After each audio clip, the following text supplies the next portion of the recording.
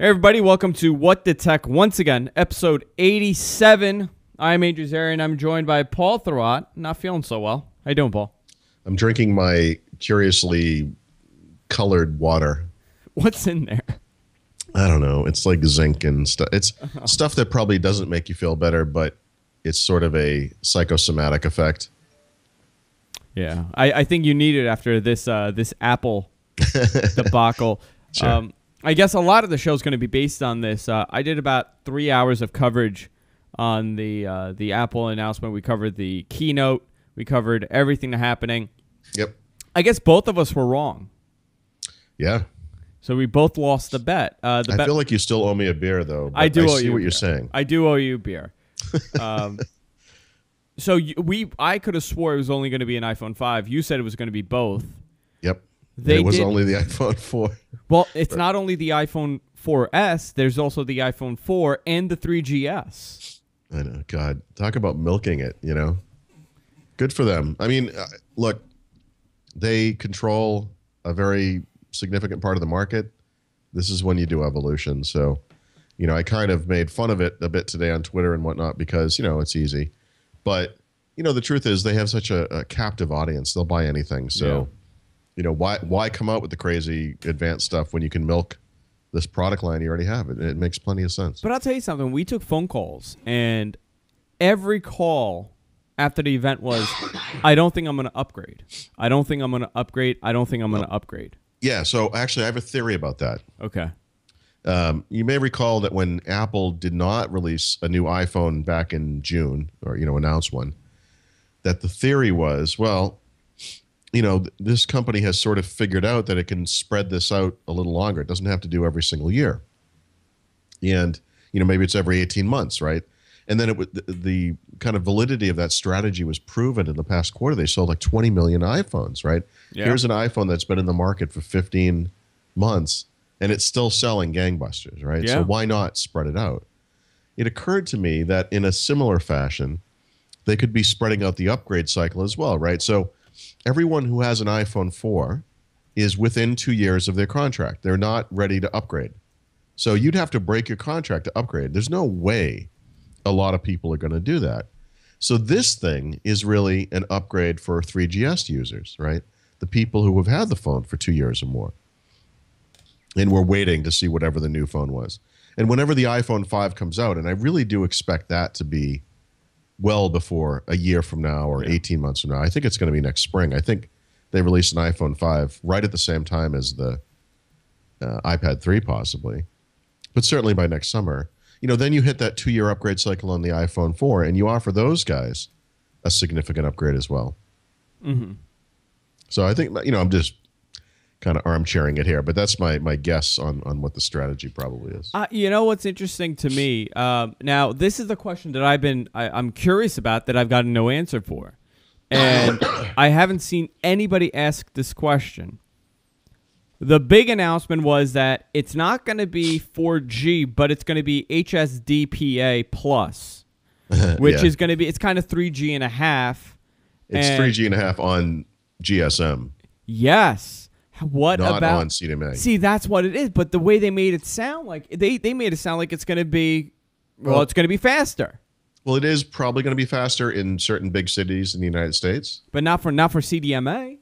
No, not for CDMA. So, but I think they've set the stage for the future, which is LTE, obviously, and LTE is the future of both CDMA and GSM, if you will.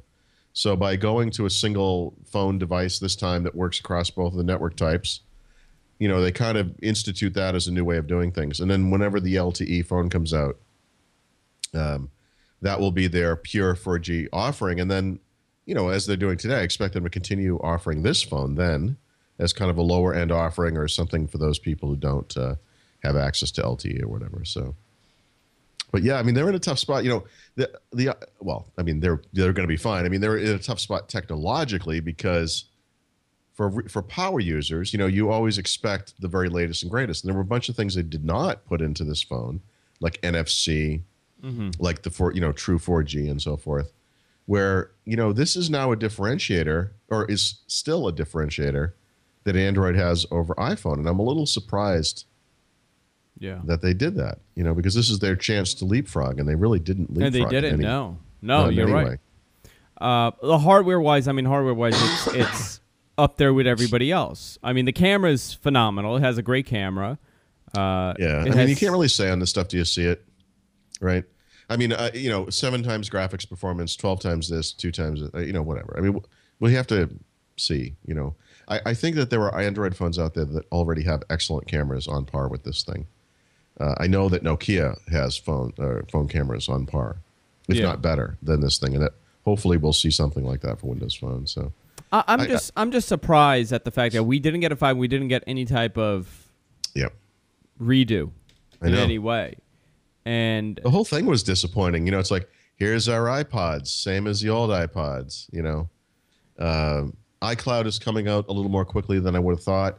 I think you and I talked about this last week, this notion of, I wonder if Apple will have any software secrets. We've known for months and months, many months, what iOS 5 is, but will they be putting extra stuff into this new phone? And they really only came out with 2 extra things. One of which isn't even part of the OS. A greeting card making app, which is insane, and not the good kind of insane. Mm-hmm. And this Siri voice command stuff that, of course, we've had on various phones for years and years. Windows Phone has a decent voice command system. Windows Mobile had one that Microsoft created probably 10 years ago. The various Android phones have this as well. So, typical Apple. It's very polished and nice looking, and that may be a leap over what is available today. I'm not really sure. But I don't know. The whole thing was kind of, I think the only thing holding me back, I don't want to call this a giant fail because I've been wrong about this stuff in the past. But even let's say it is a fail, Paul, it's still going to sell millions and millions of units, and it's still going to do as well as the previous ones, in my opinion. I think people are still going to go out and buy it, even if they hate it. I don't know. I mean, I would have said that if you had said to me yesterday, no matter what Apple releases, it will sell as well as everything they've ever done. I would have been like, yep, absolutely. Mm-hmm. But now that I've seen this, I don't know. I don't know that selling the same phone helps. I don't know. If you are a 3GS user, obviously this is a big upgrade. Neat. But, there are a lot of buggy components in this device that were present in the original iPhone 4 that they did not upgrade, including that antenna, including the glass back, which is prone to cracking. Wait, I thought they fixed the antenna issue. They have some new antenna where it's dual up and down. I don't remember the exact specs. I don't think that's the antenna. I think that's in the sense that it's not the external antenna. I think when they say antenna there, what they're referring to is the chip antenna. They're talking about the chip antenna. Yeah, I don't think the actual outside has been changed at all. In fact, obviously we don't have one in front of us to look at. Yeah. But according to the live blogs I was reading, this design is very, very close to, if not identical to, the Verizon version of the iPhone 4. Do you feel that? And again, this was another one of my points. Now that we have Sprint and Mix, we have Verizon, Sprint, and AT&T. Right. And I know Sprint shelled out a lot of money to get this, and this is the Hail Mary at this point to kind of gain some sort of dominance back in the as far as the big 3 go. Yep. I don't think it's going to hurt anybody. I think a lot of who it's going to hurt? It's going to hurt Android on Sprint because a lot of these Sprint users are going to go and buy an iPhone. I would say iPhone versus Android, even given the fact that they're behind in some pretty key areas, I'd still kind of prefer an iPhone. Yeah, me too. And Sprint, Sprint, if I'm not mistaken, you can tell me if I'm wrong on this, I think Sprint is the only wireless carrier that still offers truly unlimited data. It does, but I don't know. They made a big deal about the unlimited a couple months ago. So I wonder if that big deal was based on this. Paul, don't worry about it. Keep coughing. You're sick. Don't worry about it. Don't be sorry. I have to go speak at a user group tonight. I'm going to just drift off and fall asleep. Go, just chuck some NyQuil and just awful. Go have boozed up. I know. I don't know what I'm going to do. What I'm wondering now is, did AT&T pay a little extra to get HSDPA plus in that phone? To give them a differentiator, you mean? Exactly. And is this what we're going to see Yeah. Because obviously this Apple- is the gain for. I mean, this gives some sort of incentive to go with AT&T, right? If it's between AT&T and Verizon, for most of this country, the odds are you're going to go with Verizon because AT&T service is just awful in many parts of this country. Yeah. So Now you have a reason to go with AT&T. Let's say I'm in a good market. Let's say I'm in New York. Let's say I'm in. I don't know how good LA is. You know, I'm in a good AT&T market, and Are I'm in a there good such Verizon markets? market. Huh? are there such markets? You know what's funny? I have no Verizon service in this house. Yeah. AT&T is the only thing that has 3 bars. Well. I can't on my Droid.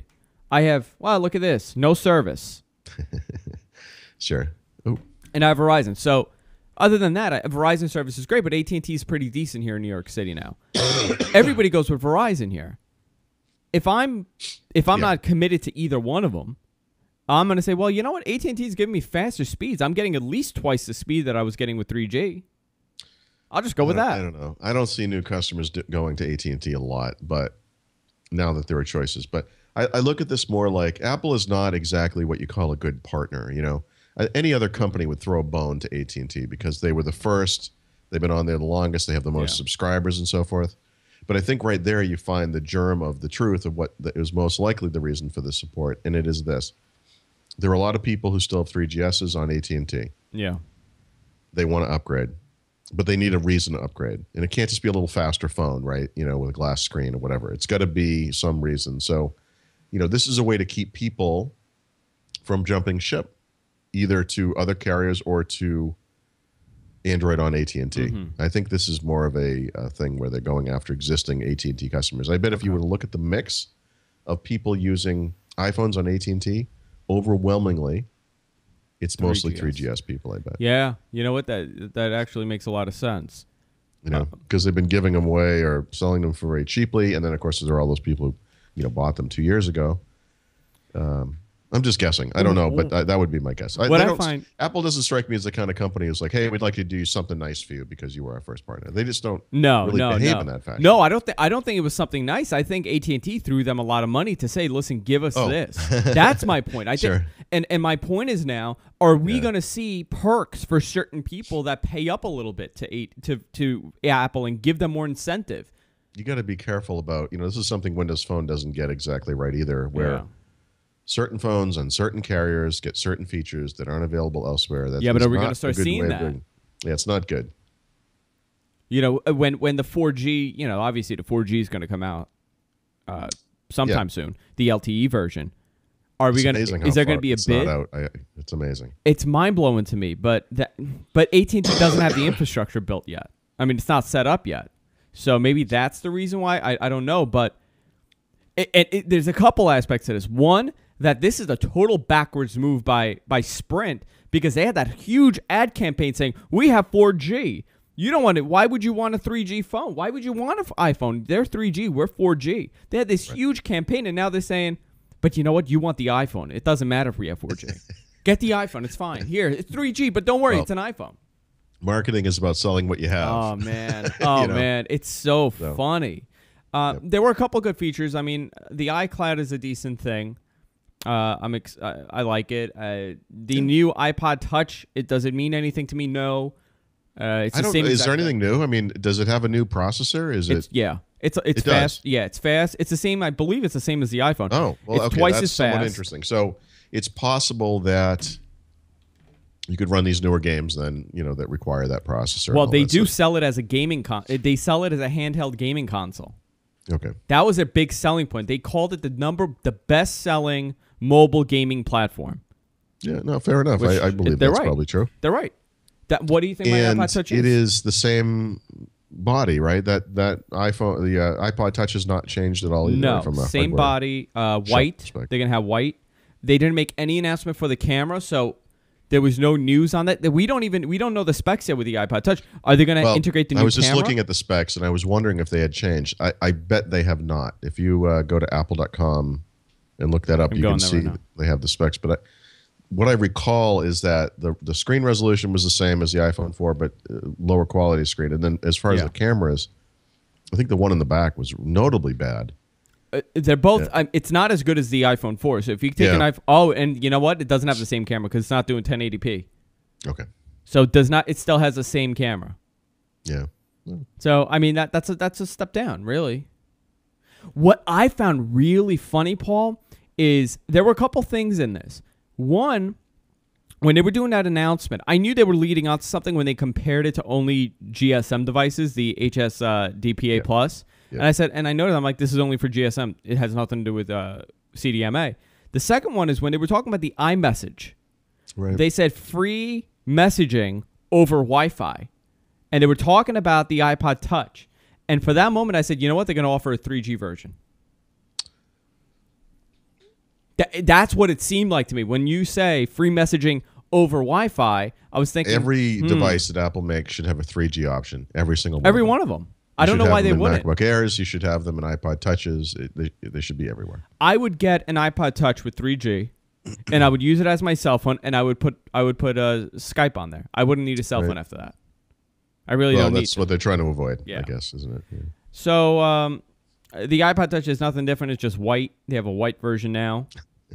8 gig, 32 gig, 64 gig. They also have a 64 gig iPhone. That was another big one. 64 gig iPhone. Yeah. Which they didn't. I don't think they had it last time. I think that was. That's interesting if you want to get all your media in one place, but then you run into the battery issue. And when you have a device that doesn't have a removable battery, I don't know that having 64 gigs of storage helps, because you can never. What are you gonna watch movies on this thing cross country, and then it's actually gonna work as a phone when you arrive? I've been fine with my 8 gig iPod Touch. Yeah. I'm almost maxed out. I have 2 gigs free on there, but I have a lot of games I could delete. I have a lot of junk games that I never play. I just buy a lot of stuff to like demo and to talk about, but I could delete all this, and I'm perfectly fine with 8 gigs. I use an iPad almost solely as a media player, a movie or TV show player. And I guess I wish it had more storage, but the battery life is great and it's fine. And I'd rather, in fact, I've always wished for a 7-inch version, kind of like that Amazon tablet. But, whatever. It's certainly a decent compromise between size and weight and battery life and all that stuff. But, I guess everybody uses these things a little differently. I don't really care about the apps personally, but many people do. They also added a bigger Nano. As far as is storage. It bigger from a capacity standpoint? Capacity standpoint. They added a 16 gig Nano. Right. $149. I mean, not bad. And now you have, I think, like 16 different or 12 different apps, and you could do the scrolling. So it has multi-touch. Oh, and then 12 different clocks, so you could wear it as a watch, and it could be 12 different watches. It's classic to me that's taken off. This would be too much work, and I actually have a life, but I'm sure a lot of the people who are loving the iPod Nano as a wristwatch, you could find evidence that they just crapped all over the Microsoft Spot Watch a couple of years ago that was exactly the same thing, same size, weight, and shape, and all that stuff, But, it was connected, and it just was kind of a cool idea. But I always thought those watches were too big. Yeah. And, of course, now you got a Nano watch. It's exactly the same size. So apparently it's okay today, but... Would you see now? There's a debate in the chat room. They're saying it's pointless. An iPod Touch 3G is called an unlocked iPhone. Yeah, but you still have to pay about $500 for an unlocked iPhone, rather than paying $199 or $299 and getting with 3G. Yeah, the issue here is the 2-year contract. I don't actually think of an iPod Touch 3G as a phone. I think of it more as a device that allows me to download stuff when I'm out on the road. Yeah, that's why I would want it, or to get online. To answer email or whatever, that kind of stuff. I think of it, 3G is 3G like Wi-Fi before it was a nice convenience when it was available, but now it's becoming more of a necessity, and a fallback when Wi-Fi is not available. So I'm looking at Engadget has a good comparison between the iPhone 4S, the Galaxy S2, the Bionic, and the HTC Titan. Okay. And the Titan is the fastest one. From a clock speed. From a clock speed, yeah. Well, but the A5 is a dual-core processor, and I think that the Titan only has a single-core processor. Oh, it is a single core. You're right. It is a single core. Now, so one there's that. And I don't know about the graphics chipset on the Apple stuff. You always have to be careful with their claims, but they made some incredible claims about the speed of that compared to the predecessor. One thing that Apple always leaves out is the RAM. Yeah. We don't know what we don't know if it's 512 or 1 gig. They didn't really I can assure you announce it's 512 because they didn't mention it. Yeah. You know? Okay. Yeah. But that would be my guess. I mean, I can assure you if they had industry-leading RAM, that They would have said it. Yeah. I'm looking at the specs. So the display resolution is 960 by 640 on the iPhone. Yep, same as before. 800 by 480 is what the Galaxy S2 and the Titan have. Yep. And the Bionic is 960 by 540. Okay. I would say in real-world terms, those are all actually pretty comparable. Yeah, they're pretty comparable. I'm just looking to see if anybody. So they all have an 8-megapixel camera at this point. They're all doing it. Now we need to see because I've never seen a decent Windows Phone camera, and I'm hoping one is coming soon. And maybe this HTC Titan will have one. Certainly, the Nokia probably will have one, but we have to see. There's the 1080p, which all three have except for the Titan. The Titan has 720p. Yeah. And then the battery life on a smartphone is a bit much, but okay. Now, the battery life is a big thing because you're talking about 8 hours talk time compared to the best one is the Bionic, but the Bionic is huge. It's 10 hours. And then there's 6.5 on the on Mango. How much on Mango? 6.5. 6.5. Wow. Is that true? I don't know. I can say that between Windows Phone and 7 and 7.5, I have not noticed a battery life decrease at all. It still lasts. If you're actually out in the world really using it, it lasts most of the day or just about the day, that kind of thing.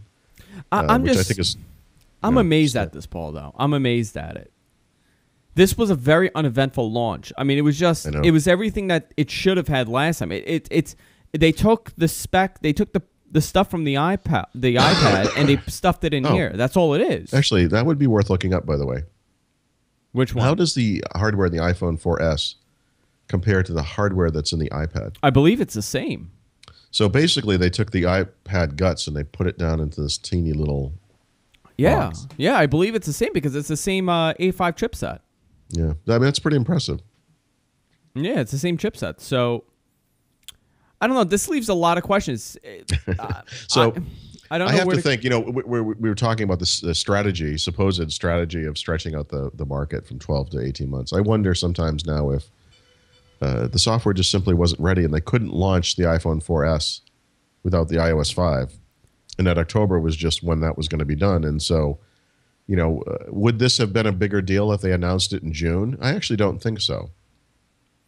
Right? It's still the same kind of upgrade. It is the same upgrade. What I fear that's going to happen, I want an 18-month cycle for these devices because it kind of gives you an incentive to buy it. Because when they're doing a 12-month cycle, there's so many times where you say, crap, you know what? I just bought this. Yeah, exactly. I mean, I just bought it. Between the iPad and the iPad 2, that was a short launch. It was I think 8 those months. Products, you're not, bound to a contract. I mean, the problem with the iPhone is, and lots of people do this, I think, people will break that contract to get the new device. And to get it. I just don't think that's going to be a big deal this time. I really don't. Anyone who has an iPhone 4 is going to look at this and be like, well, I can wait a few, it's only, how many more months now? 6 months before the first of those contracts come due. Yeah. It's no reason to jump on that now. I mean, I wouldn't be surprised if I honestly wouldn't be surprised if we saw an LTE version in January for Verizon. Yeah, I'm thinking iPad 3 launch time would be the same time for that. Exactly, yeah. Because that's what they and that would totally throw off the cycle. They would screw everything up. Well, yeah. That would really mess everything up for them. Except it would give iPhone 4 users a bone, where they could see a few months down the road that they would be able to upgrade to a decent, big upgrade phone. And it's not that long of a wait. Yeah. I don't know. It was a little confusing. No, I don't and that's all I could say is I don't know. This was a little confusing on why they did things like this, why we have not seen a major improvement, why we have not seen LTE. I guess I remember reading something about Apple saying that LTE is not ready yet. It's not. It's not. I think they complained that the battery life you got when you put that chip into the phone screwed, impacted yeah. things badly, just as they did with 3G, right when the Edge phone iPhone came out. Yeah, because everything was on 3G when the Edge phone came out. Yeah, so in some ways this mirrors that, but you don't really expect that down the road that we're going to run into this exact same issue. Now you have to think they'd had years to prepare for this. Already the blogs are calling it a fail, and again, I think it's a little premature to call it a fail in any sense, because they're still going to sell millions of these, and they still have the iPhone 4 on the market, and they still have the 3GS on the market that's free. Yeah. So, and that's such a brilliant way to bring you in the environment, right? Well, but there is another way that you could evaluate this, and in some ways it is a fail, and that is that thing we talked about earlier, where this was their chance, and they don't get too many of these, where they can leapfrog over Android, which moves much more quickly than they do. Mm-hmm. They didn't do that. I mean, that's amazing. It has been 18 or at least 15 months, I guess, since the iPhone 4 came out, and they did not leapfrog any Android phone and any new Android phone in any meaningful way at all. And I that's so un-Apple and so uncharacteristic of the way they work. Well, maybe they see it in the sense that Android leapfrogs itself every month. Right, but maybe this is their shining moment, for the holiday season where they could at least be competitive, and they're really kind of not. Well, because Apple has that mindset, Paul, where regardless, we're a premium device. I think that comes into play with this. One of them's free, one of them's $99. Yeah. They've suddenly become the safe choice, which is kind of the opposite of what all these Apple enthusiasts are looking for, I would imagine, that they're just the kind of boring conservative choice. I don't remember where I read this, and I think I said this on, I don't know if it was with you or on Friday, but I said, I was reading this thing where they were talking about what Apple is concentrating on. They're really concentrating on the hardware. And they said when they start concentrating on hardware and not software, that's when innovation starts to slow down, and that's when innovation starts to stop to an extent, because now they haven't really done anything with the software.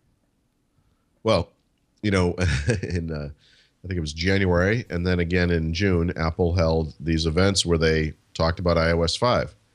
And then they just released their first iOS 5 device, and it is just like the existing device. Yeah. It's kind of a weird thing because there's nothing new to talk about. They can talk about iOS 5 a lot, but we already know everything that's in there. So there's no new news there. And, oh, by the way, now it's going to be running on a device that looks just like the thing you already have. Now it's not going to have a bigger screen. It's not going to have a higher resolution.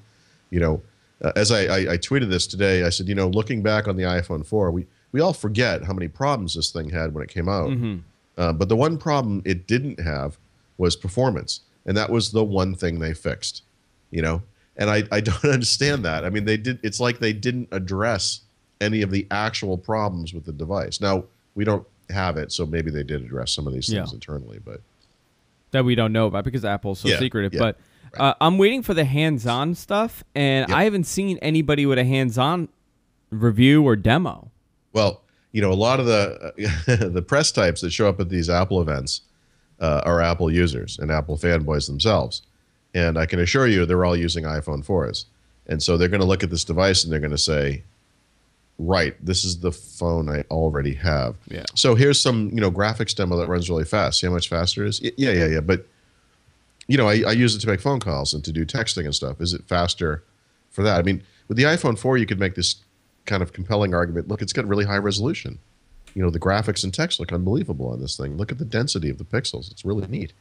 Or whatever, whatever. This time around, we don't really have that. But, regardless, it's still, it's a phenomenal phone. It's going to be a super fast phone. It's going to be the OS. We know what it is. We know that it's stable compared to Android. We know that it works. I think they did a good job at selling this camera and saying, look how fast it is to take a picture, considering the fact that it was already really fast to take a picture compared to Android. Yep. So you're right. They improved on the things that they didn't really need to improve on, but they did a good job at highlighting those things. Yeah, Apple is excellent at marketing, that's for sure. Now, what we're going to see develop now is that the next 12 months are going to be a very interesting time for these phone manufacturers and these operating systems on the phone, because Palm is dead, WebOS is gone. We are left with Android, which is improving, every step that it goes. Yeah. Ice cream sandwich is coming out this month. In about 2 weeks, I believe it's coming out with that Nexus Prime, the Samsung Nexus Prime, I think it is. That's coming out, which I'm probably going to get that. We have the iPhone that's out, and we have the unexpected. Well, Nokia is going to announce stuff at the end of October, and I'm telling you, if you have any inkling of what could be excellent over there, we pay attention to that. It's going to be pretty impressive. Well, that's what I was getting to, and this Nokia deal with Windows Phone is going to be a huge surprise to people. And if you could take the software, and I'm possibly getting my hands on one, by the way, Paul. Good. Because I really want to learn this operating system, and I want to learn about the phone, because we're covering it so much now where I feel that I need to know something about it. And it's a huge surprise. I mean, it's one of those big surprises where this phone was hated. Not hated, but it was trashed by many blogs. You know what it was? It was ignored.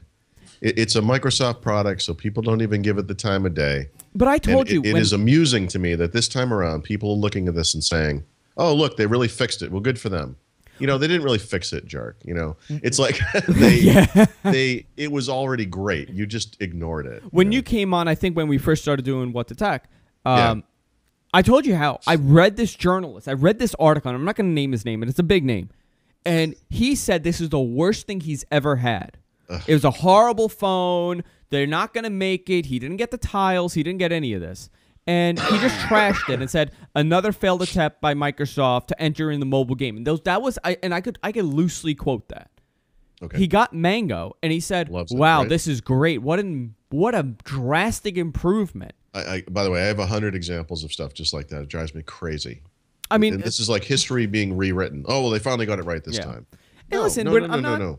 They had it right last time. I may pick it up and I may hate it. I may say, you know what, this isn't for me. But I can't make that decision until I use it and I'm in the environment and I say, well, you know what, this works, this doesn't work for me. Yeah. I think a lot of these people got the device, looked at it, said, this isn't an iPhone.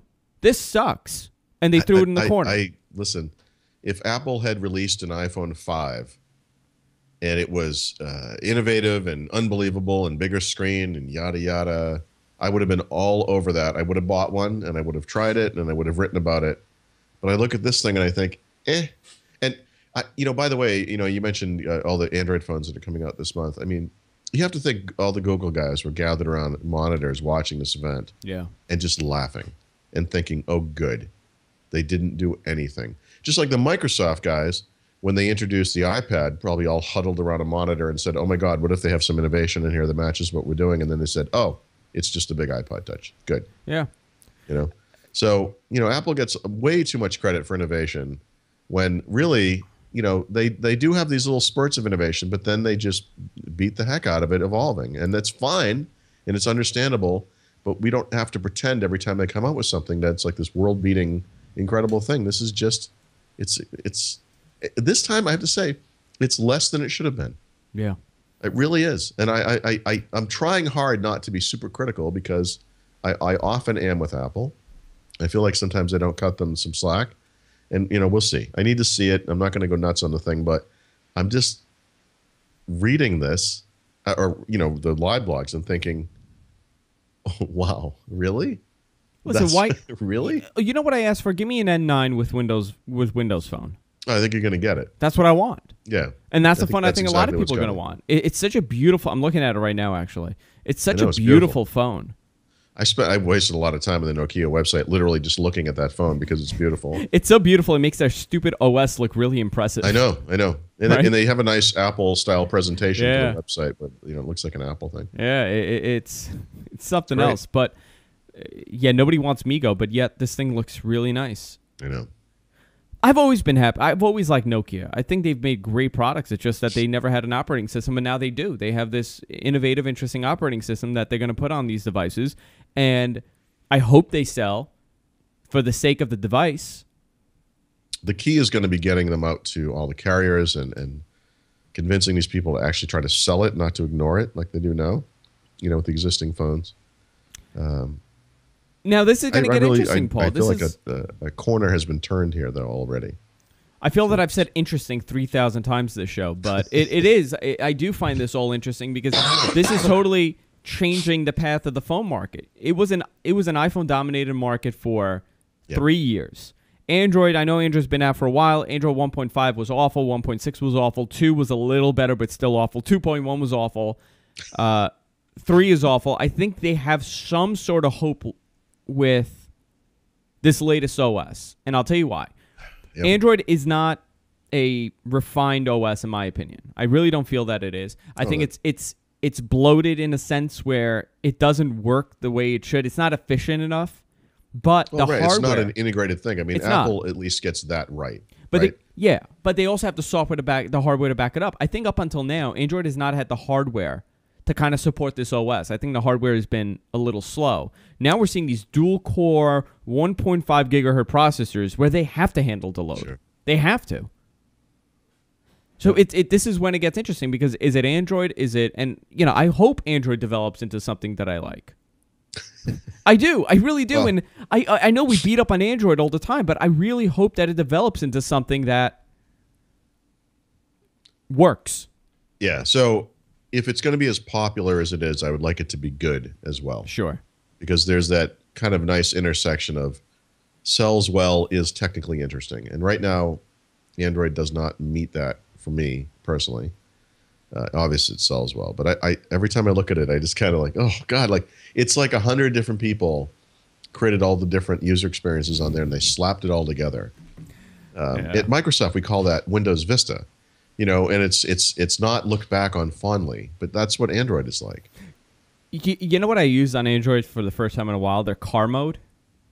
Car mode. Like you could put it in car mode, where it displays the navigation. Let me see, navigation, phone, the voice, the Droid my wife had a holder that would put it into that mode. Yeah. Right, for the car, in the car, literally. Yeah, so you have car mode. You know what bothers me the most? You can't use back on this. You have to hit exit on the screen. You're looking for consistency. I am, and it's lacking that. No, it's not happening. So I want to, of course, we're going to be covering this for a while now. With the next couple of weeks, it's going to define what's happening with iOS. And next week, iOS is launching. iOS 5 is going to be coming out, I believe, Wednesday next week. So I'll definitely be getting it on my iPad and my iPod Touch. So I'll be able to comment on that. I do want to ask you about something. The Zune is officially dead. The hardware. The hardware. And I got a lot of emails for you because of this. When they made that announcement, sure. I got a lot of emails from me too, but yeah. I got a lot of emails saying, will we ever see another device like the Zune with the current environment, the current OS? Yeah, with the Windows Phone OS, like an iPod Touch. Yeah, I mean, there are a lot of people that want that. Yeah, well, okay. So I get a lot of emails about that as well. And I honestly, I'm going to go look at it right now because I want to see how they worded this. I think the statement I read today sort of suggests that this is not happening. It does say, let's say, Windows Phone will be the focus for our strategy and that we will no longer be producing Zune players. I guess that's the whole thing. So I've never heard any whiff of Microsoft actually working on this type of a product, even though, as you note, a lot of people are supposedly asking for it. Mm-hmm. I think what we would find if Microsoft was to create a Zune HD2 or whatever they might call it and release it with Windows Phone OS 7.5 without the phone tile or whatever, that they would sell just as poorly as the Zune sells today. Do you think it's the fact that Microsoft was not able to market this device, or do you feel that it's an iPod market? Yeah, right. So the MP3 player market has obviously moved on to this kind of mini computer called an iPod Touch. And it's, you can make this case that there's a Microsoft ecosystem version of it that could be called Zune that has all of the apps and games that you can get through the store and all those Xbox Live games. It has the Zune player for the music and all that, and it would be fine. But I think I understand why Microsoft's not doing it. I just don't think it would sell very well. Because when people come into a store and they want an iPod Touch, that's what they want. They don't want something that is like an iPod Touch, but from Microsoft and has less stuff. Yeah. I think that the future for the services is going to be on the PC, on the Xbox, and on the phone, and that, exiting the hardware market maybe made sense, unfortunately. I hope, and I've heard contrary to this, but I hope that they keep the brand. I like the logo. I like the name. But that's not what I've heard. So. Are they going to keep the software the way it is? Yeah, I mean, I don't know how much I can say about this, but I mean, at one time Microsoft had big plans to advance the software on the PC, and that didn't happen because of the killing of the Zune brand and the dissolution of that team. The last 2-3 releases of the Zune software have been very minor updates. The software that you see on the Windows Phone is very similar to what was on the Zune HD, which dates back to 2009. So I guess the short answer to that is that there's not a lot of investment in that area, and that they're kind of meeting the basics, if you will, but they don't have a lot of that additional functionality that you get on other platforms. So, for example, somebody wrote me this week and said, hey, how come I can't play podcasts back at 2x speed like I can on the iPod? Yeah. I don't know why, but I do know that there's no one really working on this stuff, and that, getting something like that in there is a tough call at this point because, the people who control the Windows Phone platform are looking for high impact areas, and that's not one of them. There's just no money to be made. There's no direct benefit to adding that feature. There's maybe 6 or 7 people that want it. They already have the software or the hardware or whatever. They're not buying a new device. That's certainly not going to sell any new phones. No one's really looking for that in any appreciable number. So I agree it would be nice, but that's the type of thing. Just like, over-the-air podcast support, which they did add in 7.5, or whatever other missing features might have been in there from the beginning. I still would love to have the software on the Mac. Yeah, although, on the Mac, it's interesting to me that the Mac software, that connector software, which works with what you already have, on the Mac, the iTunes playlist and everything, is actually pretty neat. I wouldn't mind having that option on the PC side as well, for whatever that's worth, simply because I wouldn't have to do the, all the conversion stuff. I'll give you an example. If I go to Zune.net, or is it Zune.net? It is Zune.net, right? Yep. Yeah. When I go there and I click on it, it's just extremely slow for me. Like it doesn't run the way I would imagine it to run. It's almost like it takes forever to load for me. There's certain things like submitting a podcast that was broken for a while, and well, you're missing the opportunity to nicely play Zune Pass music. Yeah, that's another thing that's on missing. the Mac. Yeah. So I would love to see some sort of integration there with the Mac.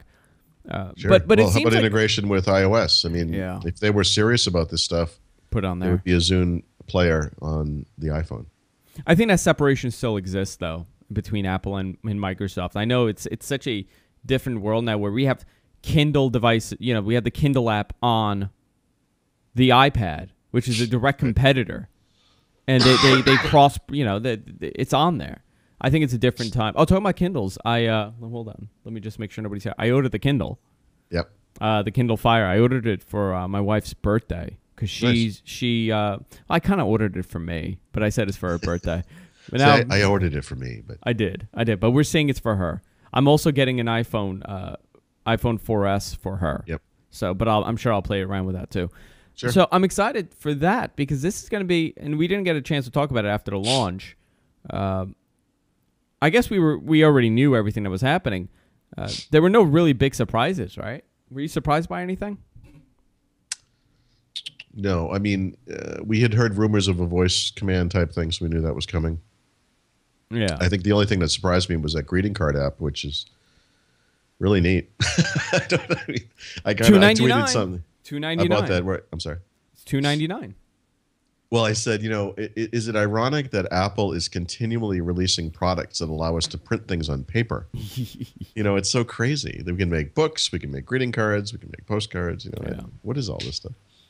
Somebody just sent me a link, by the way, to the new dashboard on. The Xbox 360. Yeah. The Windows 8 stuff. You can't say if you've used this, right? I can say that it looks a lot like Windows 8. Okay. And that it's a very similar paradigm. It's beautiful, but it just shows that there's one look that they're going for. Yeah, and that it works. And it's encouraging that and I think Google could learn something from this. The best point that I ever saw, it was actually on Twitter, the Android, all about Android, and we're talking about how there's no Chrome browser on an Android phone, but there is on Google TV, which it's Android. Yeah. So and that sums up Google in a nutshell. Well, but this is the kind of chaotic baloney that occurs when you're moving very quickly and you're entering this market very fast and all that. So it's very chaotic. I think that's the only way to say it. So the consistency is something that will occur after the fact. When Google noted over the summer, I think it was, that Chrome is using a lot of memory. Maybe this is something we should look at. They were so busy throwing features into Chrome that they had kind of lost sight of one of the core tenets of the product, the performance and the lightness of it and so forth. Well, there's a lot of things that they forgot about. How about Google TV getting that update over the summer? Did we forget about that? I forgot about it. Google you TV? can see my Google TV is actually right behind me over my shoulder there. I'm so mad. Very rarely turned on. I'm so mad this thing did not get updated because they said this summer we're getting an update. This summer we're getting an update. Guess what? No update. Why? I don't think there's a big market for this stuff, and I think Google, with the switch over to the new CEO, is reprioritizing. On their website, they need to get their act together. They've got things like Google TV and Android and Chrome OS, which are all kind of similar but different, and maybe that all needs to be one platform. It's certainly how Microsoft would do it, and it's how Apple would do it. On the developers page, it says, develop for Google, create an app for the marketplace. Mm-hmm. But there's no marketplace. This has been going on for so long. It's a little backwards. There's no market there, let alone marketplace. So things have gotten so crazy. Yeah. Microsoft is the innovative company. Apple's a safe company. Well, it shows you how things have changed, right? Because I can assure you, when Microsoft was in the driver's seat, they were evolving as well and weren't doing anything very interesting. It's hard to make those big bets. There's no reason to, when you control the market. So now we see Microsoft coming from behind in the mobile space, and they're being very innovative, and that's where the good stuff happens. When Apple came out with the iPhone, there was nothing like that at the time. It was very exciting. 4 years down the road, they're doing really great, and you can tell because they're just evolving at a very slow pace, and that makes sense for them as a business, but for me as a technology enthusiast, it's a lot less interesting. And certainly we had some raw years out there in the Microsoft wilderness, when things weren't going so great. And it's nice on the Microsoft side to see those guys really ratcheting it up. And Google, or rather, Apple's not going to do that. They don't have to. So an Apple employee was heard saying, "Well, you guys asked for a cheaper iPhone. Here it is. It's the old one." Yeah. I'm just going down the news here. I'm surprised iCloud has not launched. Yeah. And did they specifically say that iCloud would not be available on non-iOS 5 devices? Oh. They didn't say it's not. Imagine that is the case, yeah, because it is part of that software, isn't it? Yeah, so if you... I never really thought about it like that, but yeah, okay. And that's... I don't know why you wouldn't allow it. Well, right. I guess I don't know that maybe there are underlying services in iOS that are required for iCloud. I don't know. There's a lot of weird things. I mean, it's one of those things where you get this keynote and you learn nothing about the product. Like you just learn enough. You learn how awesome the company is. God, they talked about that for 45 minutes. We're number one. God, we're I good. wish I could do that. I wish I could go to an advertiser and just say... And no one calls them on it, People are like, oh, God, I love this company. Oh, God, they're so good. Well, it's going to get interesting when the Fire comes out. Do you think the Fire is going to take any kind of market share away from the iPad? It's going to be its own... The iPad is just going to be the iPad. Well, I think that the market for these devices is growing. So I think the iPad continues and does great. And I think the Fire continues and does great. And, people are asking these questions, is the Fire going to impact the iPad? Is it going to impact the Windows 8 tablets? And these things all exist at different price points, at different capabilities. Different people want different things. I think all three of those things are going to do great. So already the Kindle Fire is the most successful non-iPad tablet to go on sale. Almost 100,000 orders for the Kindle within the first 24 hours, and it's not even out. It's in pre-order. Yep. That's not bad comparing it to the 300,000 iPads that were sold by Apple on the first day in the market. Yeah, so we'll see, but it looks very polished. Somebody called me out on Twitter. They said, you hate Android so much, but yet you're going on and on about the Kindle Fire. And I said, yeah, but I said the beautiful thing about the Kindle Fire is they really hide the Android stuff, which is like what I like the most about it. I got an email saying all I do is kiss your ass because I just follow your lead. I hate Android, and now I'm buying the Kindle. Why? And I said because it's $199. I know, my God. It's one thing to make a $200 mistake, but it's another thing to make a $400 or $500 mistake plus a 2-year contract. I mean, I'm not saying it's a no-brainer, but $200. Are you kidding me? All those people who thought rushing out to buy a $99 HP touchpad made plenty of sense should be looking at this thing too. This is a great deal. Yeah, I mean, listen, $199. Yep. And I bought it. I may hate it. I could possibly turn around and say I hate this thing. Another reason why I did it was purely for the business, because I could do a review and I could, it's more exposure for me. I sometimes think about stuff like that, and I'll make sure I get it the first day because I could do the review and I could get more hits with that. Sure. Strategically, it's a smart move. That's what I did with the Life. It's easy to recoup your cost on something that's only $200. Exactly. You know what? With a couple AdSense, Google AdSense stuff, I can make the money back. Yep. And I did really well with the LifeCam cinemas. I had the first review out there. Right. People say, hey, you're the guy that did the review with the Microsoft camera. Nobody knew about the camera. And I made them more. I bought 2 of them, and I made X amount of times over that from just ads. So sometimes it makes sense to have the first one out there. But for a $200 device that could potentially... it's not going to replace the iPad in any way, but it could potentially say... for some people it could. For some people it can, yeah. For me it could. Yeah. We'll see. I mean, I need to play movies on it. We'll see how long that lasts and how well it does. But that's all I use it for anyway. So a smaller iPad, excellent. I don't know. It's a cool device, but will it hurt the iPad? I don't know if it'll hurt the iPad, but it'll hurt a lot of people. It's going to change the Android market more than anything else. I hope it's going to hurt a lot of Android tablets. Will. Yes. And I hope it's a rude awakening to these companies like Sony that's putting out a $700 Android tablet. Well, Jeff Bezos said something excellent. When they launched that thing, and again, I'm paraphrasing, but he said, these companies put out these tablets, and they're just all they think about is the hardware. It's not the hardware. Anyone can put out a device. You got to have all the stuff. Yep. And that's what Amazon does really well. It's the stuff. It's the stuff. That's my highly technical term for the ecosystem. That's a great description. And also the pre-orders 2 months from now. That was a weird thing for me. That it's such a long pre-order. Remember the iPad was like that. And I remember thinking and probably writing at the time that there are going to be people who get buyer's remorse. Yeah, those things are expensive. They start at $500. They go up to $829, and people are going to pre-order those, and then they're going to have months to think about it. I think a lot of the Apple sales are kind of spur of the moment. Like, I'm just so excited I have to have it.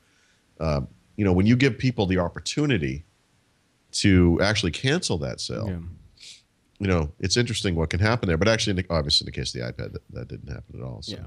I'm getting asked a lot of questions in the chat room. The truth is, no matter how, I don't hate the iPhone. I really don't. I actually think it's the best phone on the market, in my opinion. I could be wrong, but I think as far as the hardware goes and the software goes, it's the most refined phone on the market. And there's a lot of close seconds at this point, but nobody's really getting that. And I think the main reason why they're the number one phone on the market is the environment they're in, and the fact that you're connected to so many apps.